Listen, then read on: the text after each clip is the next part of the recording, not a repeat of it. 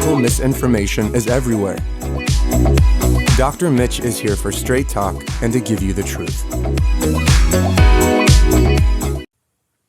Anything that will damage or could damage the mitochondria can lend itself for development of a cancer in a specific area of the human body.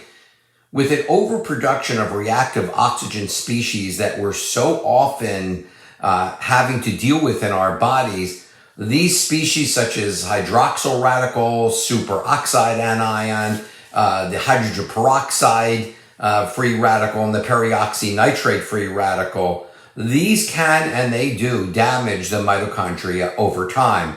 Hi, I'm Dr. Mitch, and thank you so much for joining me to discuss some of the things that can be done as part of your wellness and prevention program.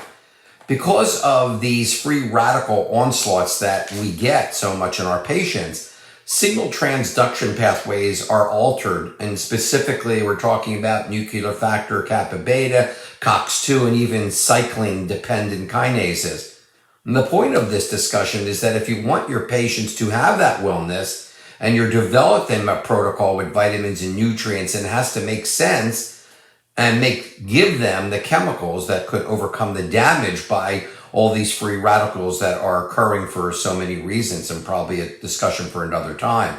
First, for example, dietary antioxidants allow for apoptosis. We want cells as they get older or they're not healthy to die and allow for new cells to grow. Second, items such as raspberries, blackberries, blueberries, and cranberries are strongly inhibitory of various cancer cell lines of reactive oxygen species. Third, the chemicals that can inhibit breast, blood, and lung cancer shown in studies like resveratrol can be easily added to the diet as well.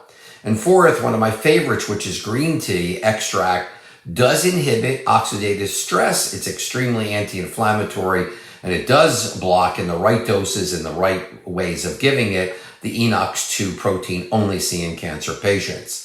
Grapes helps with reducing malondialdehyde, MDA, and therefore lowers lipid peroxidation, the peroxynitrate free radical, and therefore also stops DNA damage. The adage that an apple a day keeps the doctor away, well, it's actually true. It has significant cell proliferation inhibition.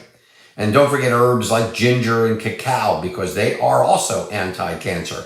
Basically, micronutrients in fruits and vegetables reduce cancer risk. Flavonoids, a pigeonin, for example, is a G2 M-phase inhibitor of cancer growth. And of course, let's not forget the most positive herb in the treatment and prevention of cancer, which in my opinion is, of course, curcumin. The bottom line is we prescribe all these diets for the patients. We tend to remove a lot of the carbohydrates and things, but we can't forget that fruits and vegetables in generous amounts, especially organic, varying the colors and types every day, can make all the difference in the prevention of cancer, and therefore should be a mainstay of each of our patients' diet. I'm Dr. Mitch Ghen. Thank you for watching.